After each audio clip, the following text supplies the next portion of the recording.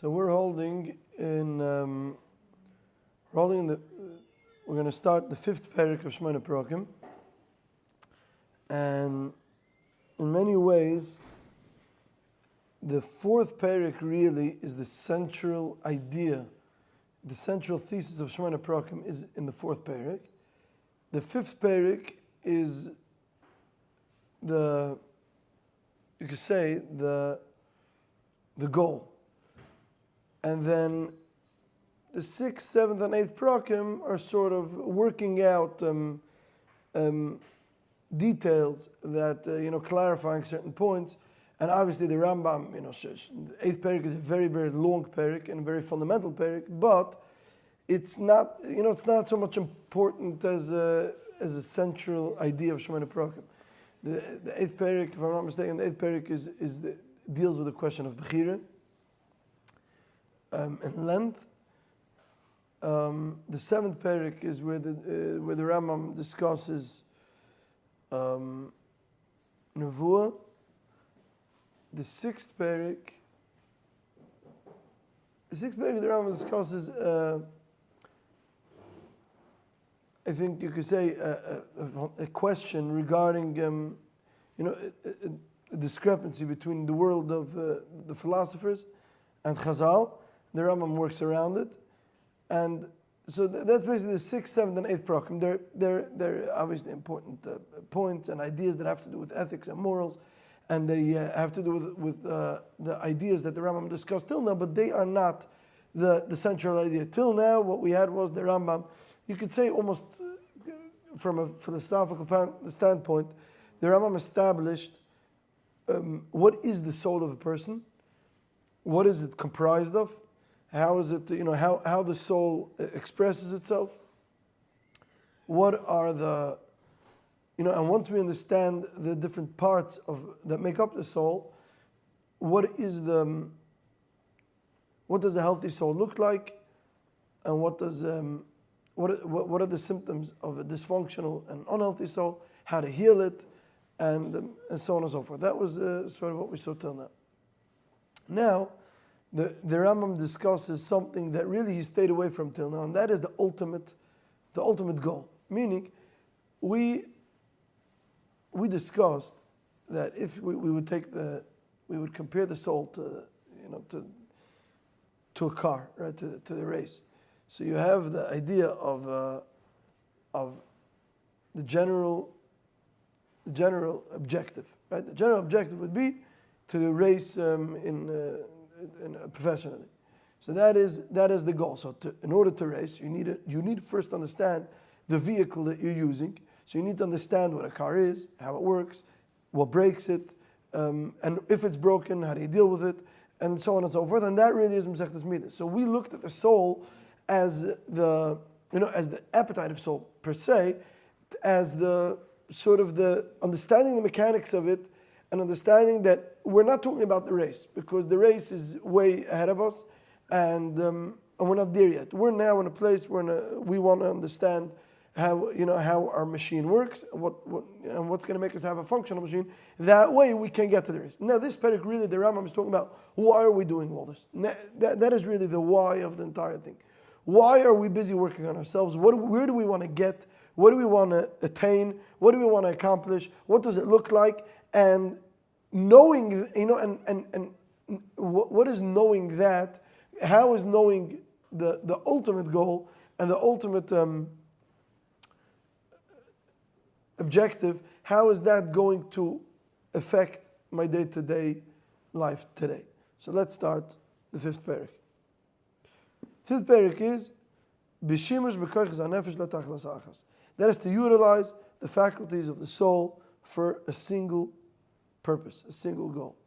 Says the Rambam, Ro'ei lodam l'shabbat es kol kochos nafshe b'das kefi she'ekdamnu b'Pirkei shelifnei zeh.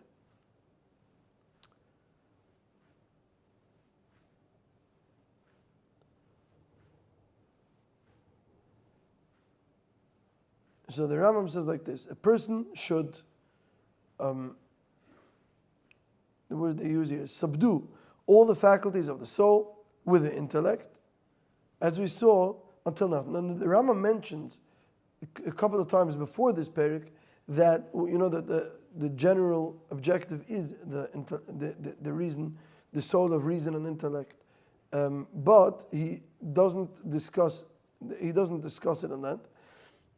The Rambam says, "V'yosem leneged einov tachlis achas." A person should have before his eyes only one goal, and that is asagas Hashem yispar v'yisrael mikvi echad esadam, and that is the comprehension and understanding of Hashem.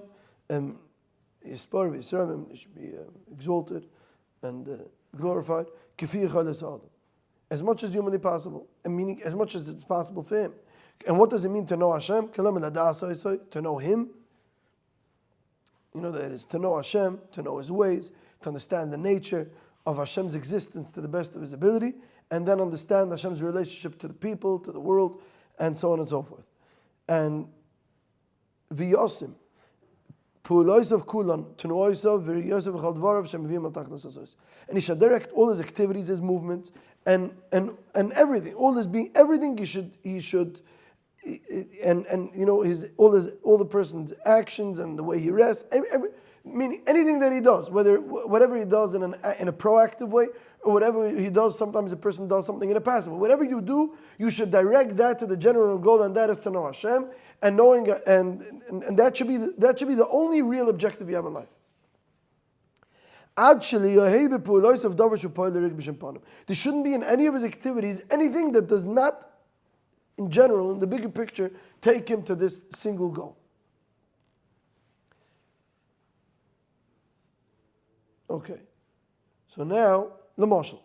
Yichaven b'achilosah v'shtiyosah b'ilosah v'shanosah v'ktsosah v'tenoisah v'mergoyet l'brues gufa b'vad. So now, really, that's a very idealistic thing to say, right? So what the Rambam really is saying is that a person in his entire life, any action that he does, whether it's an action or it's sometimes when he rests or when he engages in something passively, whatever it is, it should always be with the general goal in mind, and that is that whatever he's doing now will bring him closer to his goal, and that is to know Hashem, to understand Hashem's ways, to attain a clear, true understanding of the nature of Hashem, and have a relationship with His mitzvahs.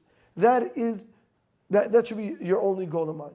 Now, if you break it down, a person has a lot of things to do in his life. Now, the Rav Shelat in his Ha'aras Tishmon Prakim points to a very beautiful, to Pirkei Nevuchim, where the Rambam says that a person could have, there are 4 types of perfection in the world. There's perfection in property, there's bodily perfection, let's say, there's perfection in midas, and there's perfection in seichel. These are the 4, meaning that usually almost every person in the world is striving to gain and to attain a certain level to excel, right? So the most basic level where a lot of people want to excel, that is property. A person wants to gain money and riches. That is a very chitzonistic shleimus, if you could call it shleimus at all, because that's not really about you. It's just about your bank account. So the fact that you have $1 million in your bank account, so people work many, many years, and whatever they do in these years, so very few people have this, you could call this, have this monotheism sort of in their actions, that their actions are guided to one idea and one principle. But you could see people that their lives are dedicated to make money. So anything that they do in their life, or the majority of the actions that they do in these couple of years, will be dedicated to make money. The relationships they make are going to be in general to make money, and the places where they're going to live, the foods that they eat, the people that they hang out with, all these things. Obviously, the day-to-day life and day-to-day work ethic, all these things are going to be eventually for the goal to make $1 million, right? So this is the goal, and a lot of people have this goal, and they sacrifice a tremendous amount in order to attain this goal, and they're very focused, and things that they're going to take them away from this, they're going to stay away from. And whenever they fall out of this, a good day by them is going to be a day that they were focused on attaining this $1 million goal, and a bad day was a day that they were lazy and they didn't get to this. So this is not really, definitely according to the Rambam, this is not a virtuous goal to have. It's when we're talking about fulfilling oneself, $1 million is not going to fulfill anyone. It's property.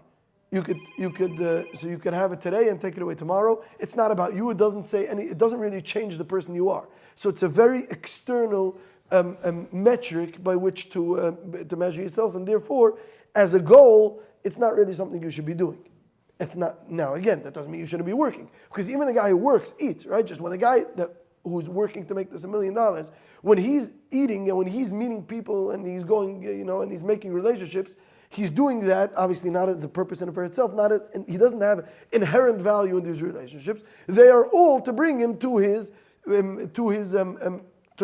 goal of making a lot of money.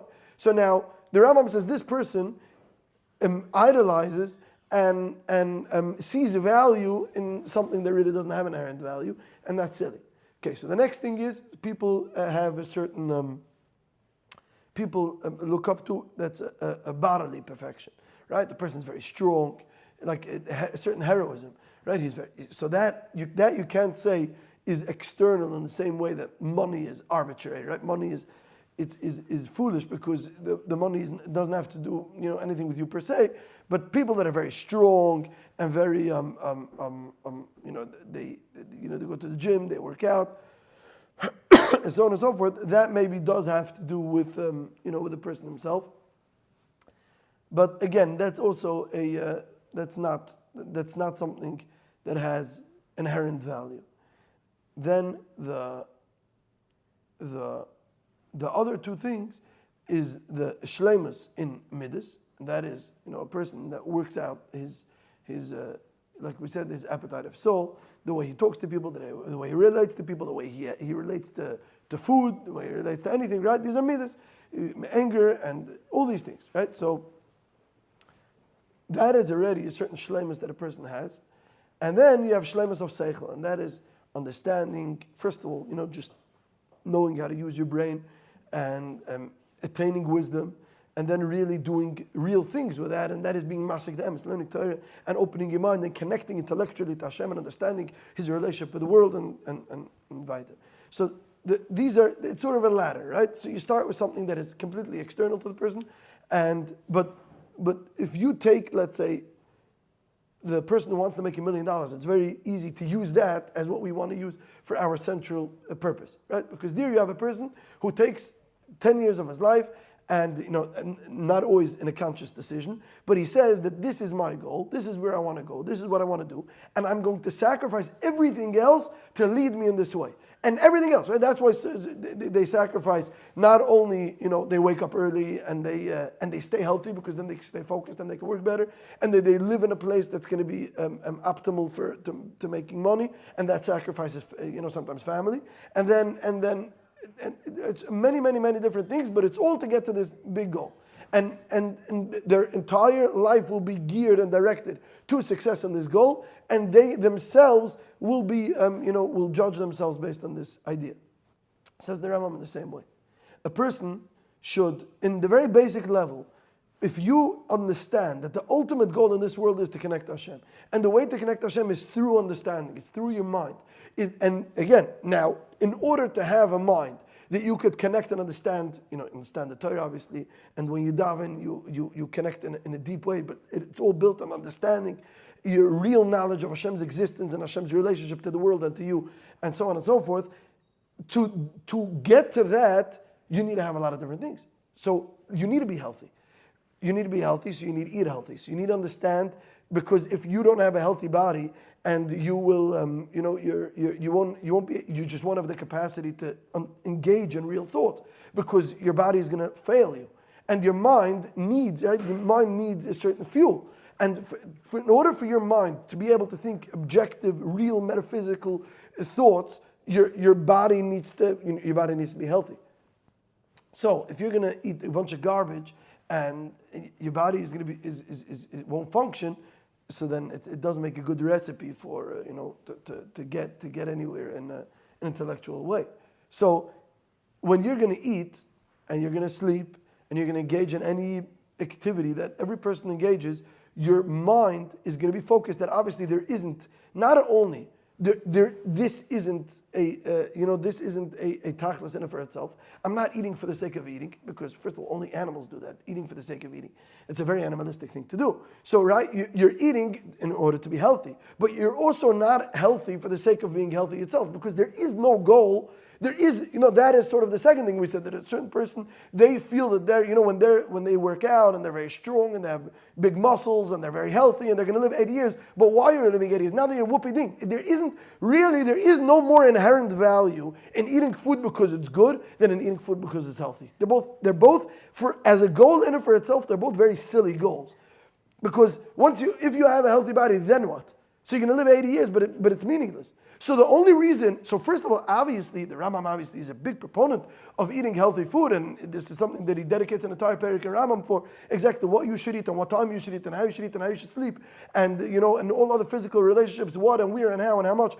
All these things are very important, but again, they're not important in and for itself. It's important to do all these things to be healthy, and it's important to be healthy because you should be conscious of the fact that you're working so hard to be healthy, because you want your body to be in a position that that your mind could be able to do, to learn and to be masik the emes and to be masik the aibishte.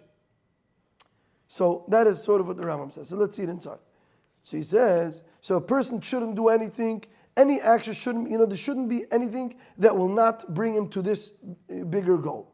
And therefore, he should intend when he's engaging in eating, drinking, and sleeping, and when he's up and around and he's moving around, or when he's resting, all these things, he should not engage in the physical pleasure that they provide him, but his mind should be in the fact that they sustain him, his healthy body, and the fact that his body is going to be healthy.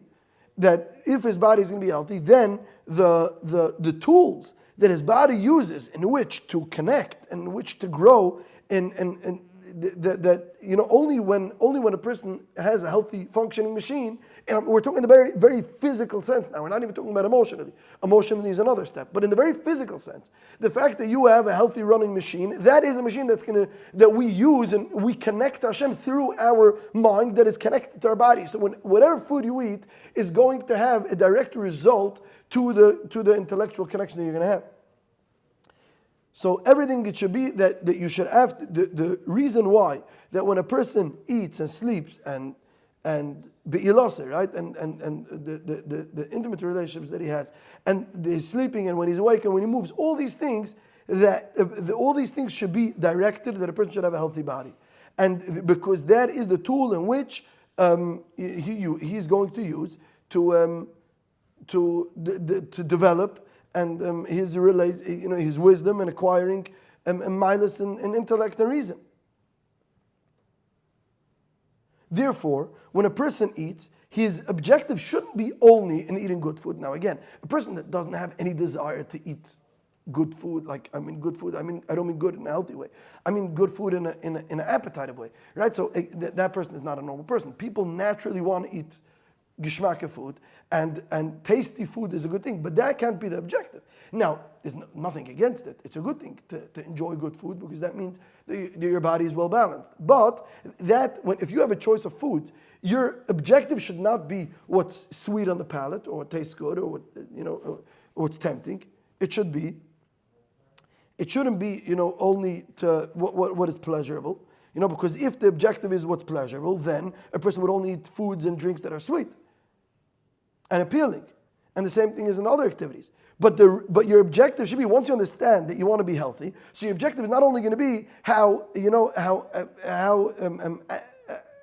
it pleases you and it pleases your appetite or your palate. It should be what it does for you in general. So your food and your sleep are going to be designed for the maximum function of the body. That is really for the maximum best results for a healthy functioning body.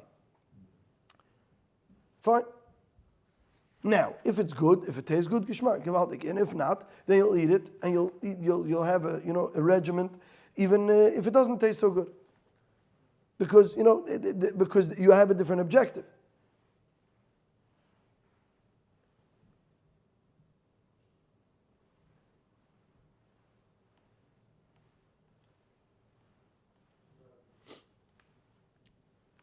Okay, I think we're going a shtickle over time, but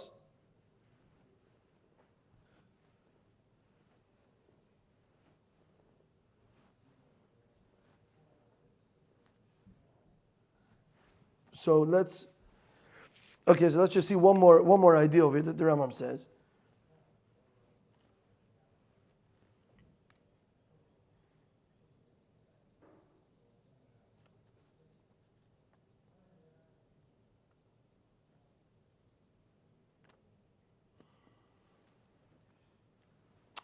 So the Rambam basically says here that even if sometimes a person has to engage for health purposes, a person has to dafke, because he says a very interesting thing, because sometimes a person is going to have to eat foods dafke because, let's say, that they are pleasurable. Sometimes, let's say, a person's system is off balance. So according to the Rambam, someone that doesn't see any pleasure in things that naturally are appealing to a person. So a person's let's say you could call it his appetitive sensor is off. So nothing excites him, and his emotions are very dull, right? So such a person is not healthy. Right?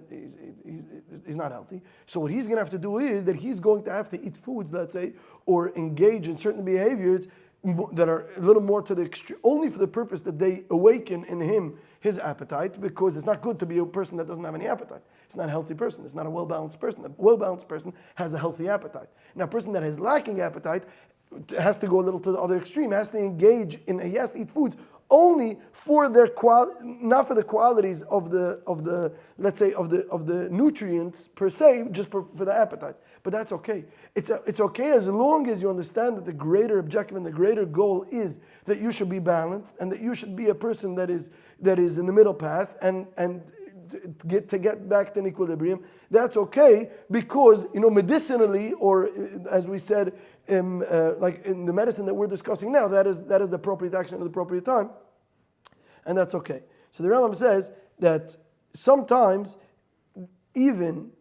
a person could eat food that for his appetite, according to the medical thought, because that dictates in this particular situation.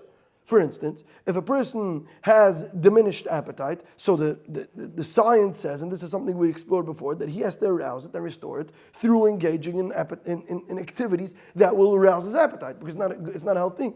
Meaning the Rambam is just gaining a certain balance. Because the Rambam just said basically that whatever you eat, you should always make a decision that you're going to eat only the things that are going to bring you to your general goal, and that is that your body should be healthy. And so therefore, if you have a decision between two foods, one is good for you, one is healthy for you, and the other one is sweet, or the other one talks the appetite, then obviously you have to sacrifice one for the other. So you're not an animal, you're not going to eat, unfortunately we are, but you shouldn't eat something that is sweet and something that appeals to your appetite. You should eat whatever is healthy, and that's going to bring you closer to your general goal. Says the Rambam, sometimes though, the right thing medicinally would be to eat dafka something that is more appetitive, that if your appetitive system is out of whack. So again, this goes back to the idea of Perek Dalet, and that is how to always have your finger on the pulse on knowing how much you have to go to which direction in lean to one side or the other. But again, that is only appropriate. It's only appropriate to eat something only for its appetitive quality if you're connected to the general goal and you understand where you want to get. Fine.